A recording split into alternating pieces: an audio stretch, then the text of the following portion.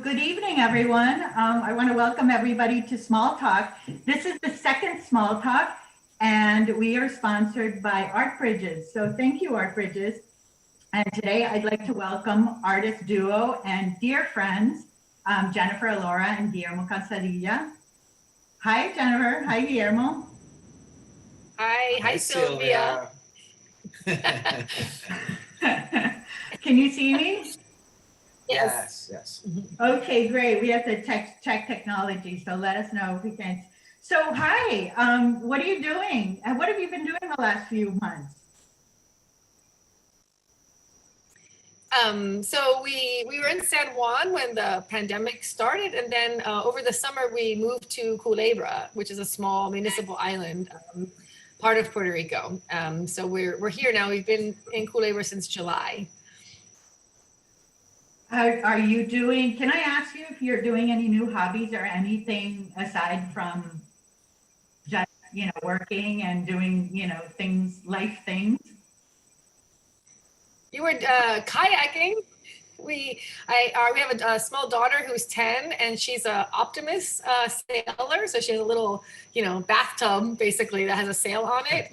And so she's been going out on the bay here sailing, and to kind of accompany her, because we don't want to leave her by herself, we've been going out on 2 kayaks, trying to keep up with her, which is quite and exhausting, but it's good exercise. It's keeping us, sharp.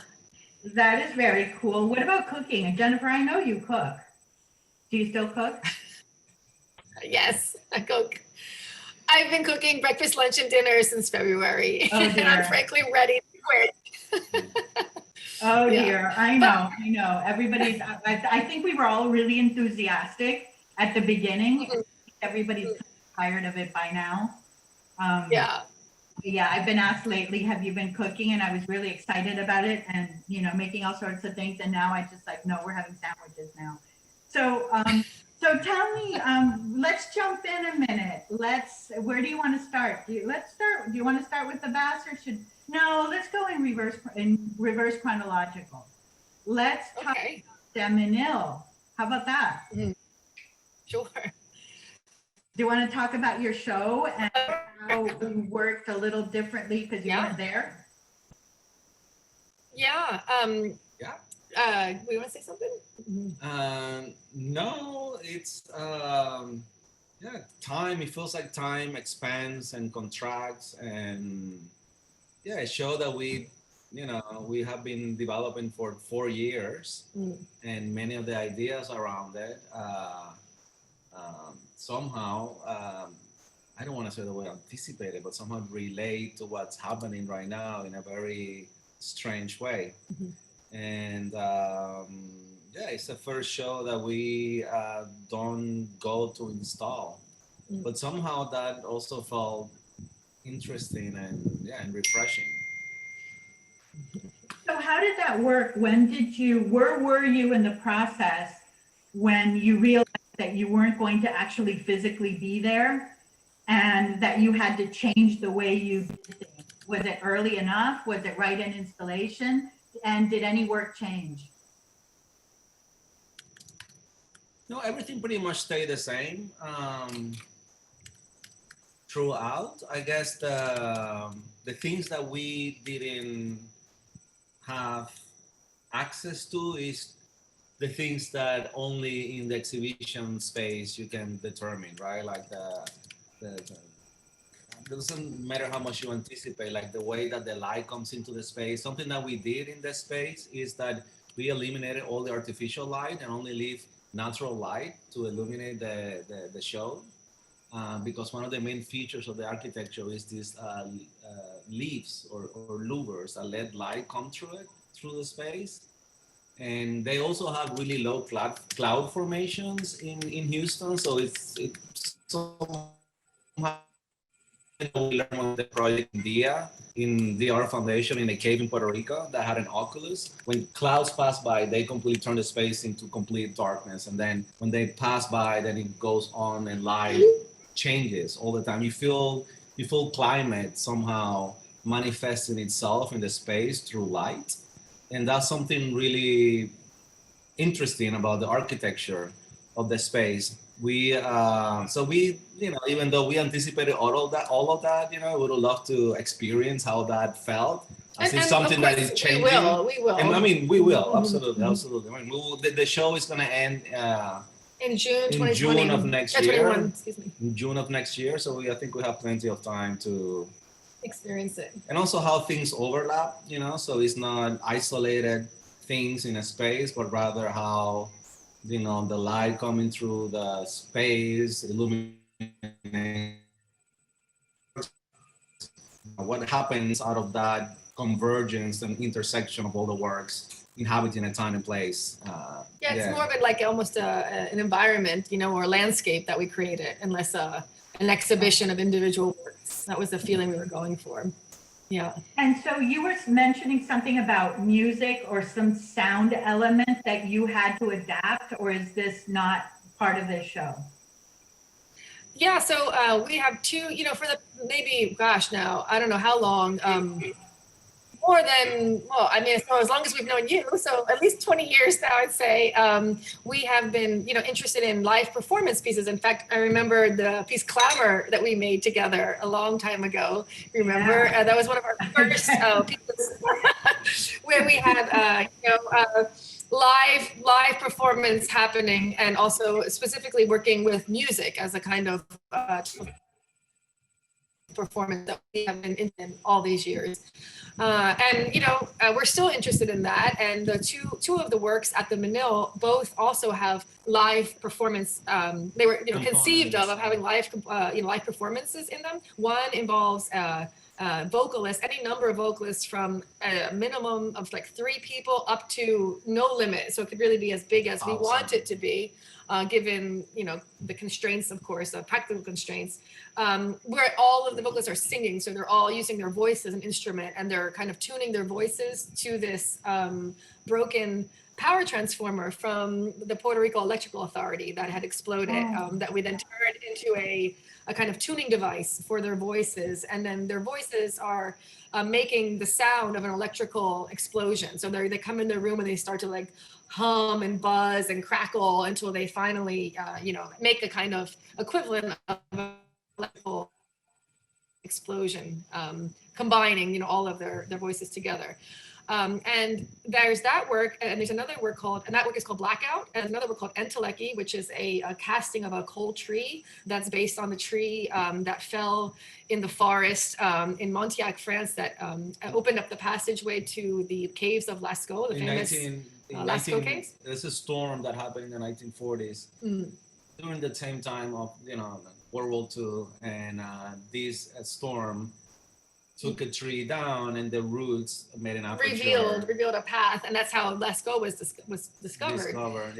Some teenagers discovered the dog, their dog just went down the hole. And, there we go.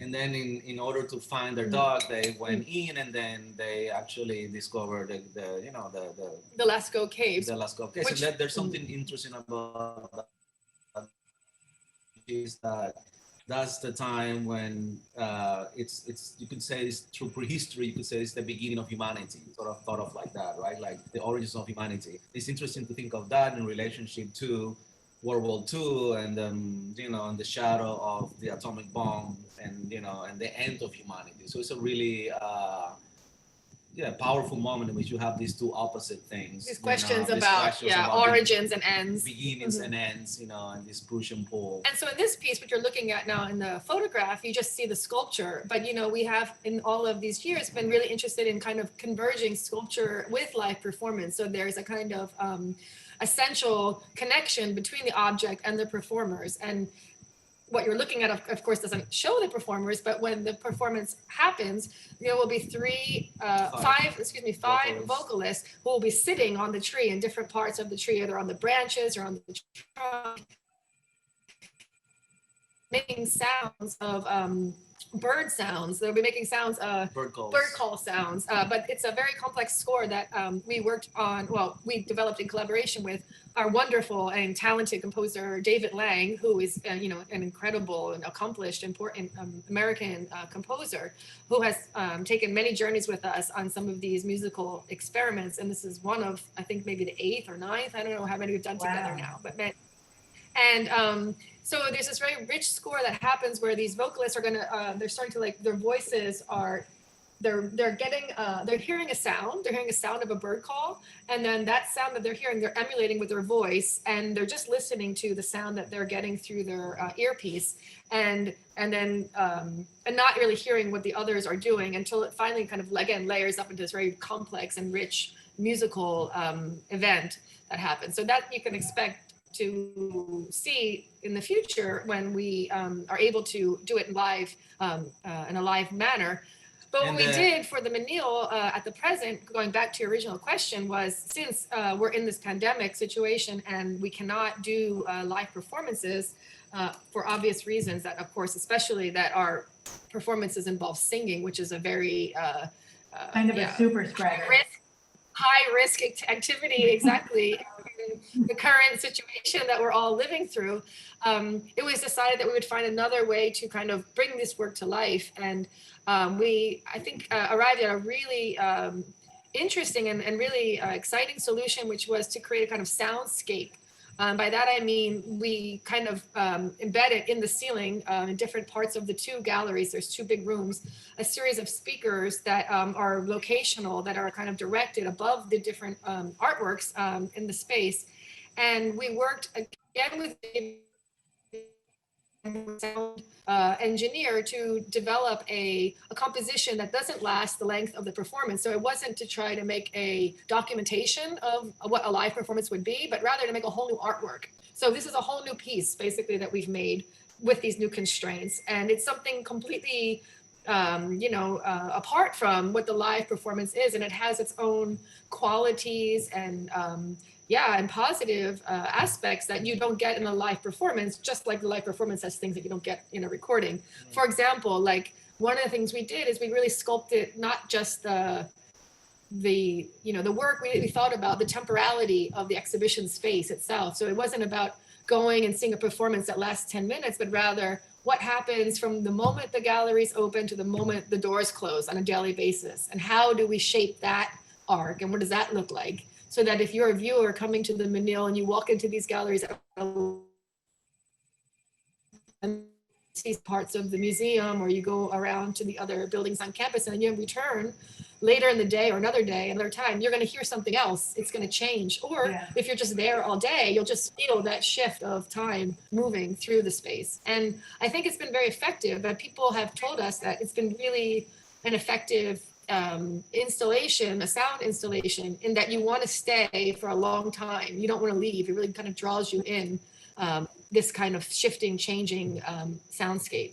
So it was in the end like a blessing, I guess I'd say, that we're forced to have to think of another dimension of this work that we hadn't conceived of before the pandemic, basically. You know, so many artists and museums have had to work this way during this moment, and a lot of really great things have happened. And, you know, in our case at the museum, we were installing Abraham Cruz Villegas, who I know you know. We were installing we had planned his show, and it was all interactive. And we couldn't do it. We had to simply cancel the show and create a whole new show that we did on the phone and on FaceTime and Zoom, and it's going to end up being amazing. And it's all sort of done that same way. And I think it touches upon really great things. And I think a lot of us are learning to work with more chance and more letting go and more sustainability as well. Oh, sure. Great. Definitely. So, so you've done many works using music. Was Clamor the first work you did? Because I remember the Documenta work. That was later, the flute, I think the first was Clamor. I think we might have a slide if our tech guys has a picture of Raptor's Rapture. We can talk. Do we? That on picture? Of what? as a Returning. Oh, maybe, yeah. Well, the first piece perhaps that we did that really took up the question of sound in relationship to objects was a piece that was a film that we made called Returning a Sound, which I think there's also maybe a slide of that. And that was it wasn't a live performance. It was rather a, No. look for another one with the trumpet attached to the The one with muffler the of trumpet and the motorcycle. Yeah. So Returning a Sound was like the very first piece that in fact we really thought about this kind of convergence between a musical instrument and an object and a performance coming together. Yeah. And it was made in 2004, and it was made after that's the work. And like I said, it was not a live performance because the piece couldn't be live because the whole point of the work was meant to take place specific site or location, And which not was only, Vieques. yeah, not only in a particular place, but also in a particular time. Mm. So this is not a work that you could just bring the motorcycle with a trumpet and show it in the gallery as an object, and then right. So it needed to happen in a time and place. And So to explain what had happened, maybe just explain a little bit what it is that we were looking at. So what you're looking at is a trumpet, as you can see, that's welded to the muffler of a moped. And the moped is being driven around the island of Vieques, which was an island that for 60 years was used by the US military and NATO countries as a bomb testing range. And in throughout that period, there were many, obviously, moments of conflict that had come about. There was the fishermen's movement in the 60s and other moments where there was a kind of public outrage over the way that the residents of that island were being something expropriated from their land, and secondly, being really just abused by this kind of colonial relationship, and just frankly an environmental catastrophe. You had all these bombs being dropped nearly all year round, and the fallout, ecological and health and other fallout, was tremendous. And then in 1999 there was a civilian soldier who had been killed by a stray bomb that then kind of united a new kind of outpouring of demonstrations and support in removing the military from this island. And they were successful. So then in 2003, the military finally left, and there was this new moment of what's going to happen next. And so this film that we made, Returning a Sound, it sort of marks that occasion. And we thought of the trumpet as this particularly important instrument to sort of commemorate, right, that kind of event, because you think of its role and its history in the military tradition, and also as a kind of instrument of that has particular resonances in the Caribbean and in Puerto Rico particularly. It was a very powerful symbol, and so basically the driver of the moped, he makes a tour around the entire island with this trumpet attached to his muffler, and as he accelerates and decelerates, makes a noise. Which for the first time in 60 years has been open. So it's sort of like an entire journey of this place that has been closed and that has been marked by other acoustic events such as bombings, and now being marked as this sort of in a different way, right? Playing with an instrument like the trumpet that amplifies sounds, and it's a history of a military instrument to that extent young human voice, and this opposite of the muffler, which is something to what it does is it reduces noises, right? It just reduces the sound of something. So there is this opposition, and out of that, then there is this journey that takes place to commemorate the first time this place is open in its military history. Right. So that was, I think, the first piece that we did, that really addressed sound itself as a kind of performative dimension of sound related to objects. And then not as a sculpture that you add. Sound is something that you add to it, right? That is an additive type of procedure, but sound as something that is intrinsic conceptually and sculpturally to what the work is. It's not something that is added to, but it's something that it's embedded within what the work is. True. So a little bit with the piano piece that I think is in the collection of MoMA, that is, the sound is sort of, I mean, it's really embedded, but the person is inside, but it's, the Yeah. object does not exist without the person and the sound, kind of like Exactly. Yeah, that's another example, for sure.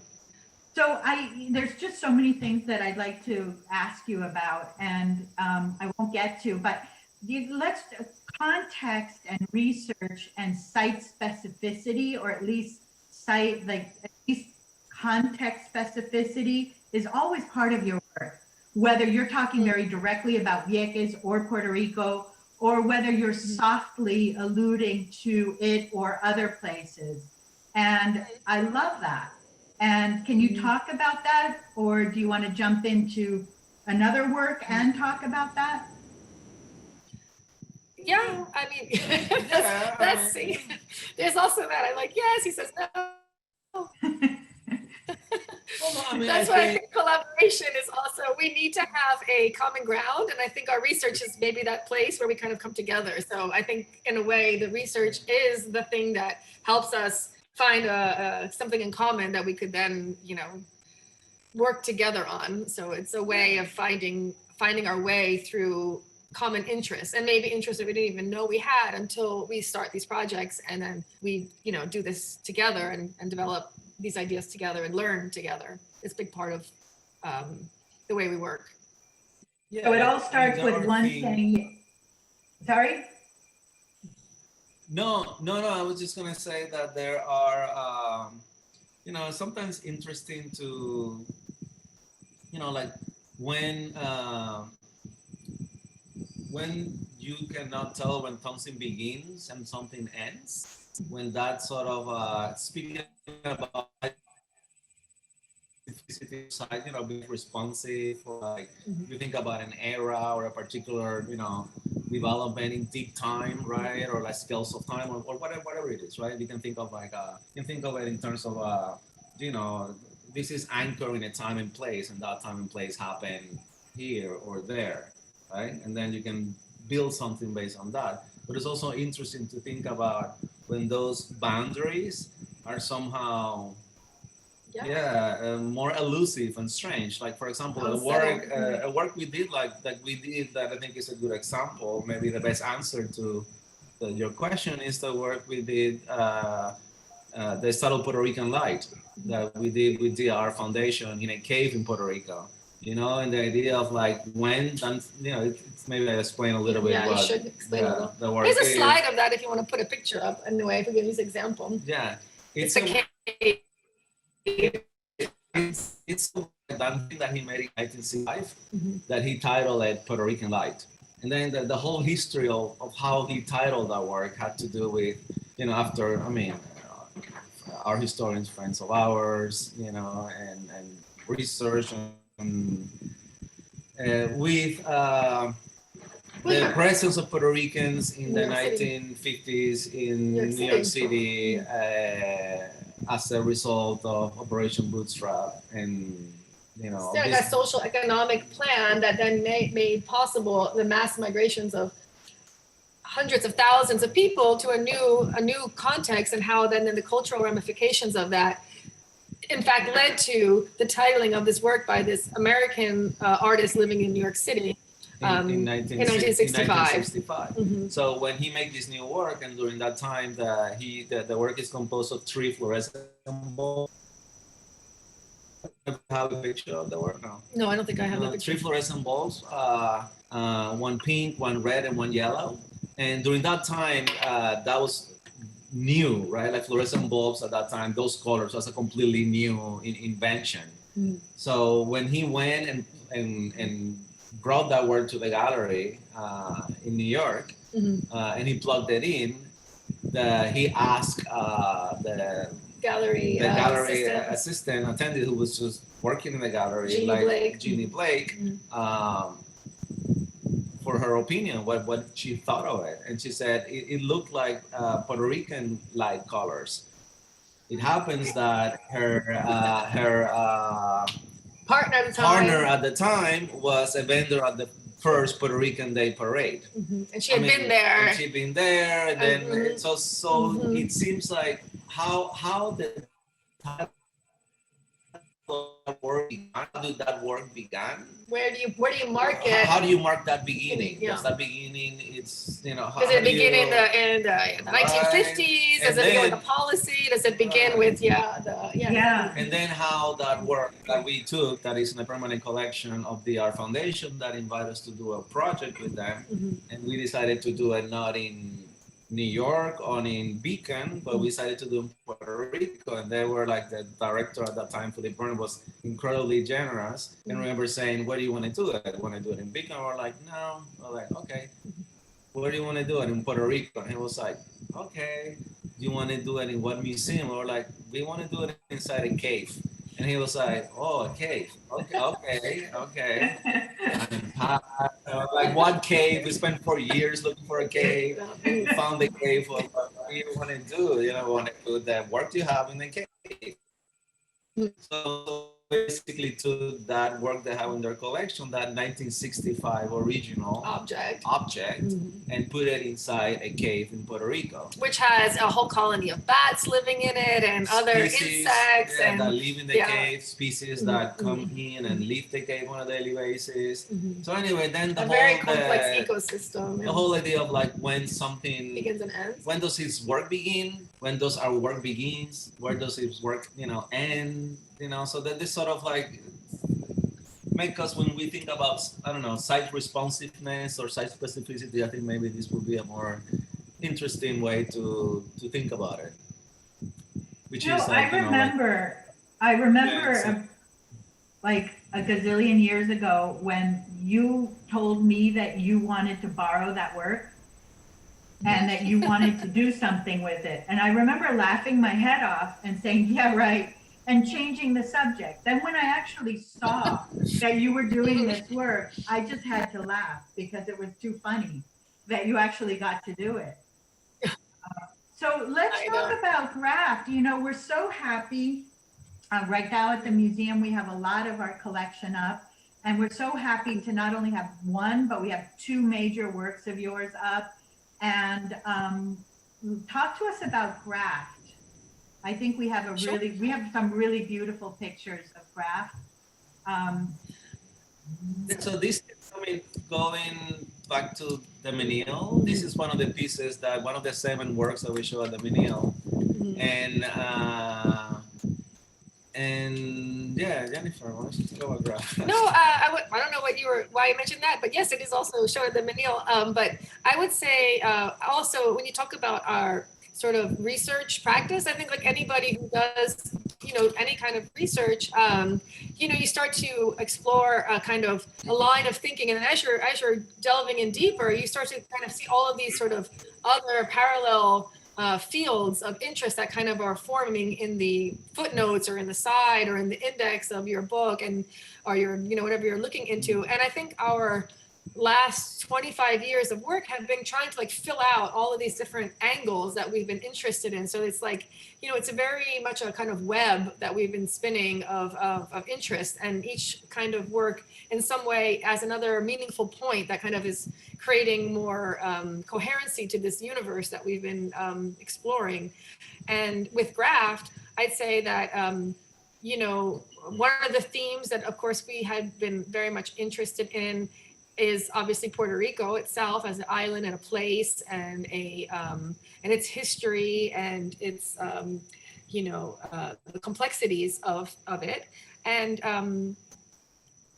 both as its experience through time, through the colonial period, to the present conflicts that are very real and that are felt on a daily basis. And we made Graft after Hurricane Maria, so it was also coming from personal experience too. It was after Maria had come through, and the mark of it was devastating on so many levels. Obviously, most importantly, to all of the human life that was lost, and also just the despair and difficulty in trying to overcome such a difficult catastrophe, right? Environmental catastrophe.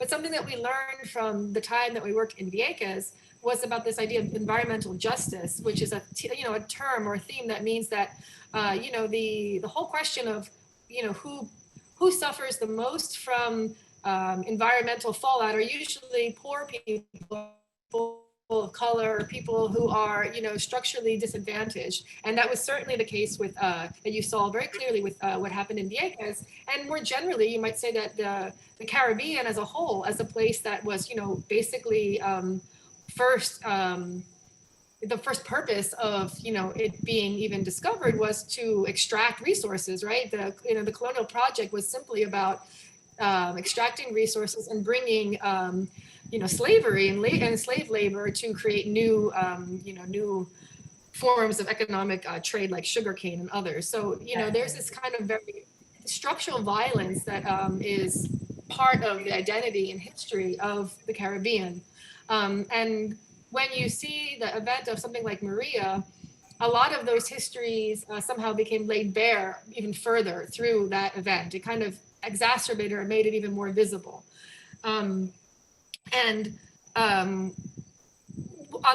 a visual level, one thing that you saw very clearly was that it was denuded, like the island's green lush foliage, right, was gone, and it really was still to this day it hasn't completely recovered. And they say it'll take maybe 20 or 25 years before the forests and everything regain what the kind of abundance of foliage that it had prior to this event. But moreover, it was like really this feeling of just like a loss, like all this loss of greenery that you didn't, that was missing.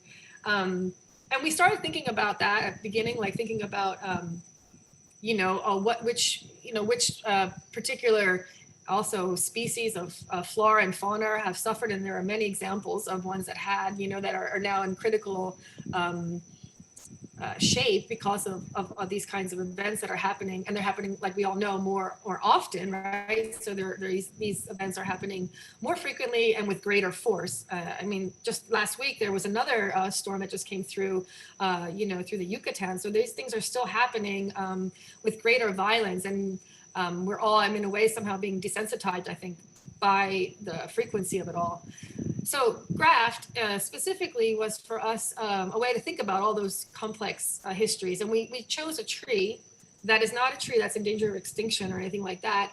It's an oak, basically, tree from the Caribbean. But what it does stand for is a tree that was, and how it historically has been, an example of this idea of extraction. Like this was a kind of resource. This is the reason why the Caribbean was first exploited in the way that it was.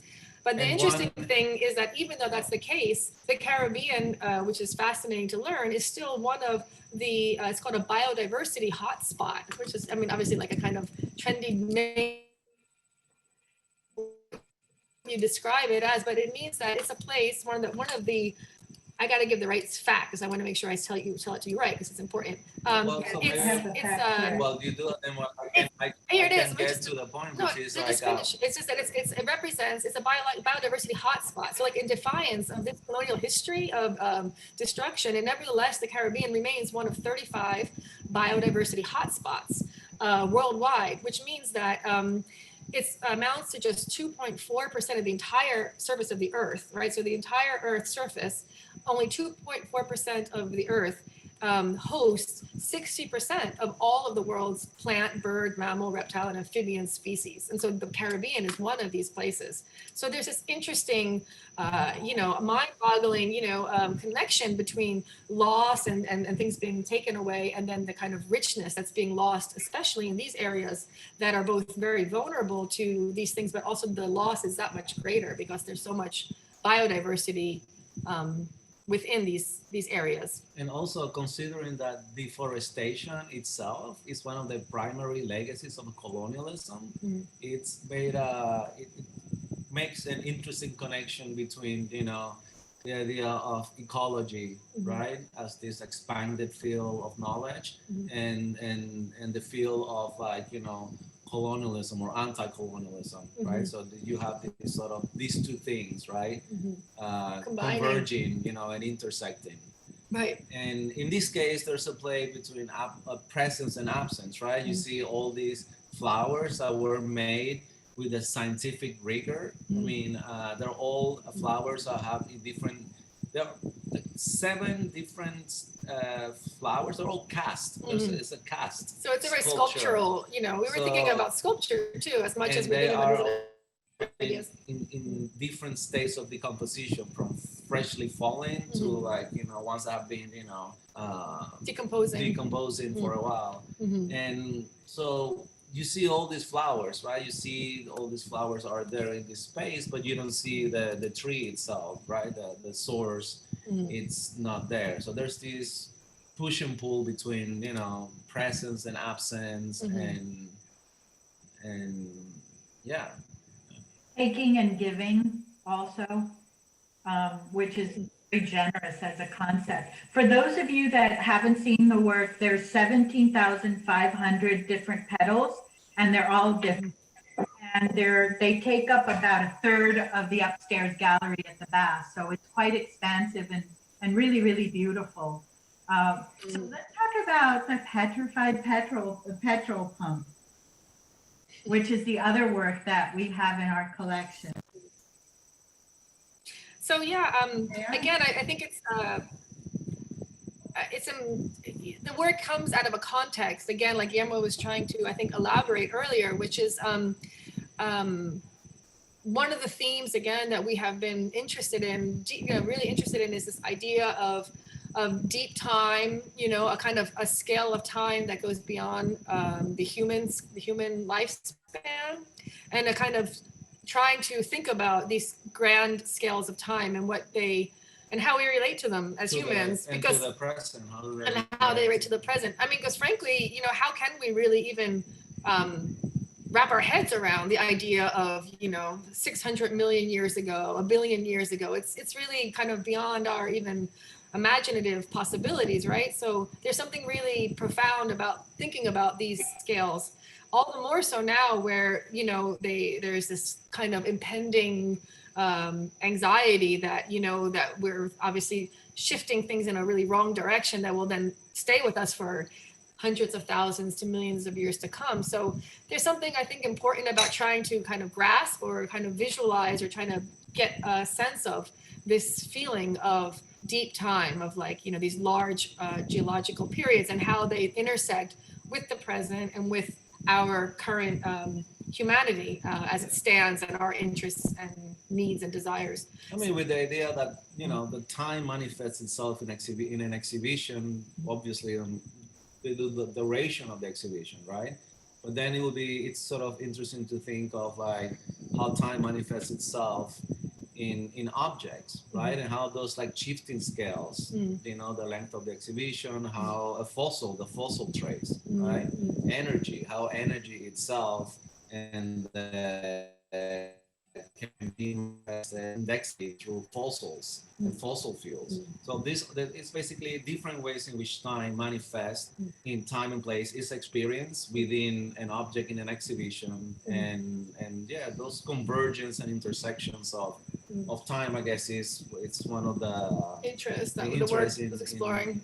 That the work is exploring. And I mean, this work was, I don't know what year that work was exactly made, but we started, I think, thinking about that object in like maybe like the late 2000s, like before 2010-ish, I would say, and around that. And it's interesting. I mean, it's maybe even embarrassing to say, but I'll say it anyway. It was around the time our daughter was born that I think we began thinking about these questions, about these kind of, cosmic sort of questions, and we made a lot of work that kind of dealt with these ideas, among which was the Petrified Petrol Pump. There was the work we made for documentary, which is about a flute that was discovered also in a cave. I forget how many thousands of years ago. I think like 32,000 years ago. I mean, an absurd amount of time.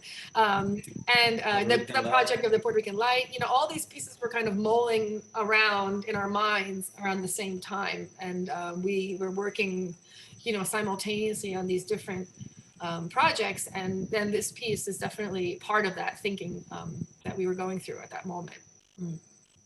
Well, I think that also the environment has taken on this urgency because we've seen the deterioration in the last, few years, or let's just say in a generation, and we realize our legacy to the next generation. It's sort of become a very big question and something that has to be addressed. So, it makes all the sense in the world.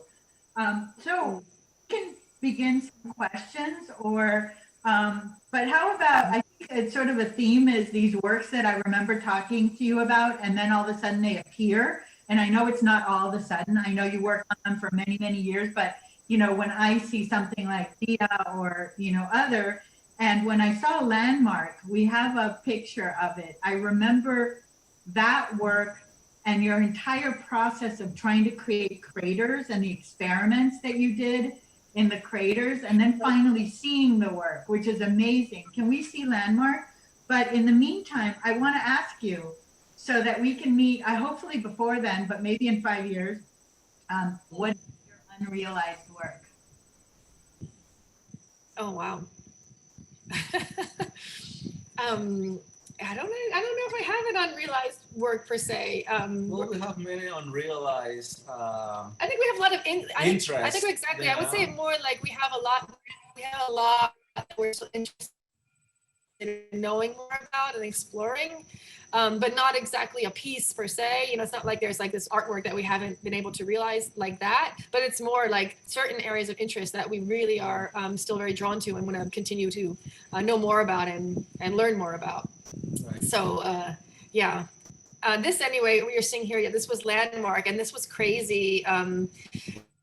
It's also funny, you know, that was kind of the beginning of when these kinds of technologies were, you know, just starting, well, I mean, yeah, beginning to become more prominent. Like nowadays, I'm sure my daughter, again, you know, being 10, she would see this and she'd be like, she can make stuff like that on her computer so easily. But when we were doing that, it was really hard to kind of create this vector file that could be cut, and finding a technology to cut all of that, because what you're seeing for the audience who's watching is it's like a jigsaw puzzle. They're all individually pieces. It's like a big puzzle that can become undone. What year is that work? Like 2000. I think it finally we did it and showed it like in 2002, 2003. Yeah, that's at the Tate Modern. But it was, you know, it was many years before that we were working on it, and it was really hard technologically speaking to realize it. And I think now it would be much easier in all ways, but it was also, it's interesting to think about also that. But I think that work has, you know, like an interest that, for example, when you talk about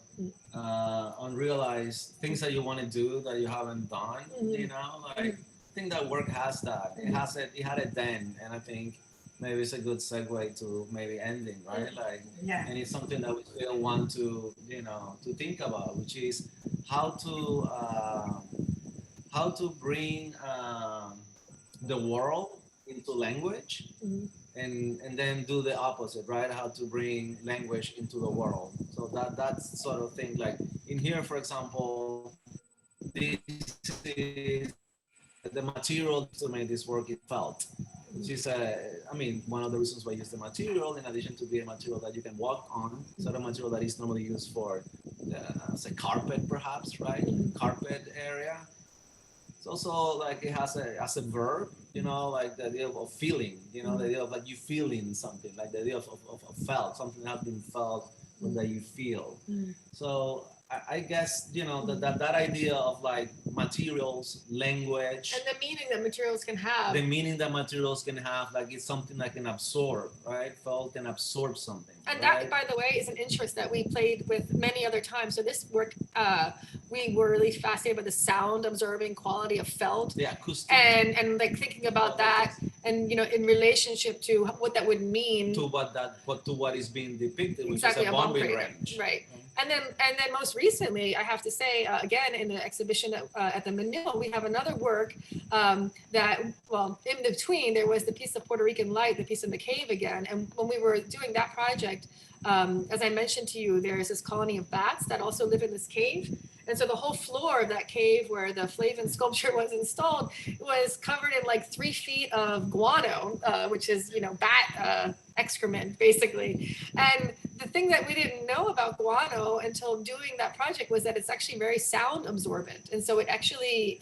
it was like incredible. You snap, and the acoustics were amazing in that cave. It really was like a natural, you know, a music hall. It was incredible, the acoustics. And so we really thought again about this idea of sound absorbing materials that have these acoustic properties. And Definitely comes. and that was first, kind of flagged in this piece. And then, most recently at the Menil, there's a work that is made from that guano, and they're on the walls as like sound panels. So we were, we're still exploring some of these formal ideas in different ways, as we go along in our path. And sort of how one thing takes you to another, to another, to another, which is kind of the life of, well, it's the life of everyone, I guess, Yeah, absolutely. Okay, so let's bring everyone in and answer a few questions. Okay. How have you kept up with your fans through the pandemic? You have fans, Jennifer. We were not aware that we had fans, and we're not social media artists or anything like that. I mean, I don't even have. I have an account on Facebook just simply to sometimes check the local news here because it's the only way to find out things. But other than that, I don't even, or Instagram, forget it. No connection to any of those social media platforms. So we're happy to know that we may have fans, but we haven't been directly keeping up with them. We've just been working on our work. It's a nice question. So can you describe the art community and landscape of Puerto Rico? And how much does American culture and politics influence your work? Mm-hmm. Wow, that's a big question. But you can talk. Yeah, I mean, I think also we are very reclusive. We're not very social. But we should talk about Contrafuertes, for example. So there are wonderful and also Petrol Local. There are very strong art communities here that we are happy and proud to be part of and to support and our neighbors. And again, we're now on this little island, but when we're back in San Juan, we see the organizers of Contrafuertes, Charles Huhaus and Ana Rosa Rivera, on a daily basis. And so we're in dialogue with the artists here, and it's a wonderful and rich community, actually. And then the question about the U.S. I mean, what was the question exactly about the U.S.? Has it influenced our work, the U.S. Puerto Rico relationship? Then the answer is yes. Okay, so how long have they worked together as an artist duo? And what is the dynamic relation? How has the dynamic relationship changed? 25 years we have been working together. 25. And it changes every day. Yeah. It's a surprise. That's a great answer. It's a long-term marathon, I'll tell you. It's a long marathon. I have another question. What current concepts and mediums are you exploring for upcoming work?